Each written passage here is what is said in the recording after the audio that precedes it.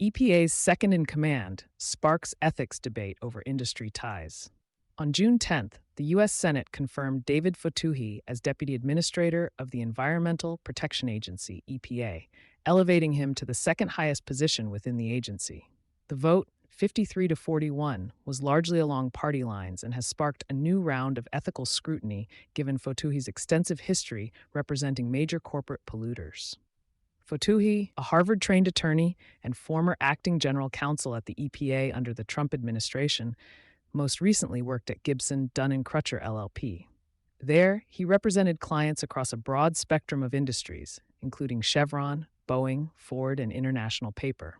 According to financial disclosures, he earned over $3.2 million in the year prior to his nomination.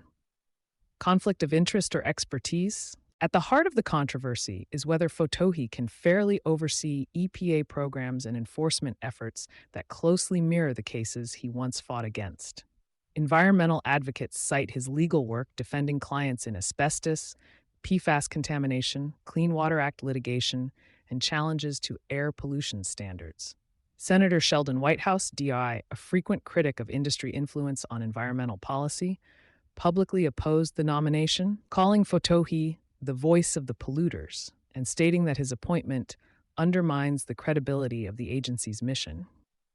Fotouhi has pledged to recuse himself from any regulatory matters tied to past clients within the legally required timeframe, but ethics watchdogs question whether such measures are enough, given the breadth and depth of his corporate representation. Several organizations have already submitted formal requests for his recusal in upcoming PFAS rulemaking and enforcement decisions.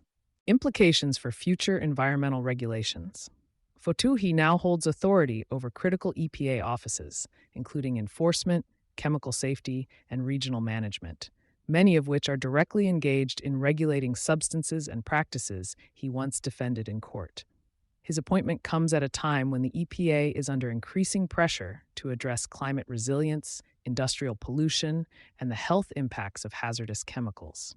With litigation against PFAS manufacturers, revisions to asbestos regulations, and clean water enforcement all high on the agency's 2025 agenda, stakeholders are watching closely. Legal analysts note that Fotouhi's deep knowledge of environmental law and agency procedure could streamline regulatory reviews, but could also temper aggressive rulemaking efforts that run counter to industry interests.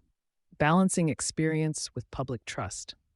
Supporters argue that Fotouhi's legal expertise and prior government service uniquely qualify him for the role.